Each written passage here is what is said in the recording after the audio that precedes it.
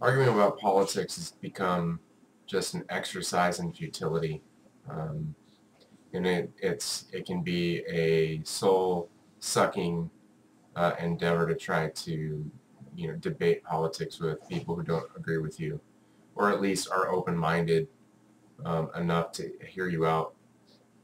Um, One of the things that's really bothered me and some of the other people who do some updates for this site and other sites that we contribute to is the vicious attacks.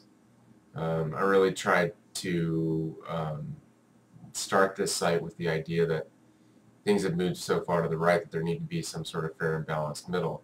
The way that I kind of like to look at it is it seems like the right is arguing between extreme, crazy, far right-wing nut job politics and just regular right-wing nut job politics, and that's where the conversation is existing. The idea that there's anything even resembling socialism out there right now, or anything representing, nobody on the left is arguing for a new Bolshevik revolution or for a return to like Leninism or Marxism. There's no argument. There just doesn't exist. And to say that if that doesn't exist, then the idea that there's this balance between left and right extremism is ridiculous. It's not happening.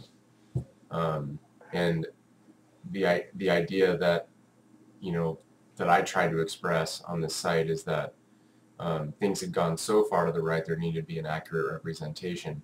And the way I kind of look at it is, a lot of people say, well, you have Fox News on the right and you have MSNBC on the left, and that kind of represents the extreme views that are going on in this country, and somewhere in that middle area is where reality exists.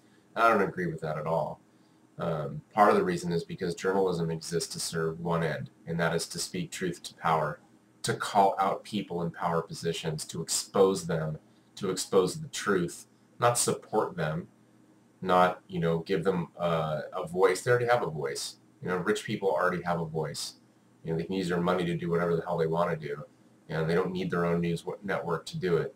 The people who report on MSNBC, Truth Out, Common Dreams, these places, people are speaking truth to the structure, the power structure that exists. And to me, that represents the middle. And like I said before, nobody's advocating, a new Bolshevik revolution or a command economy. That argument isn't there, and that is extreme left.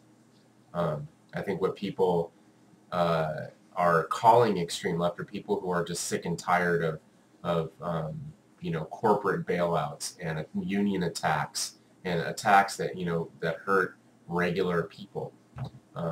Attacks against the idea that universal healthcare, even keeping healthcare costs down, is a bad idea, or of course the libertarian arguments, which I'm just so sick of arguing against libertarians. It's making me physically sick. I've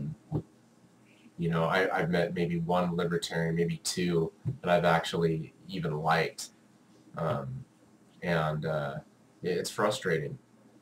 It's frustrating that that this libertarian phenomenon is happening at a time where you would expect the exact opposite to happen.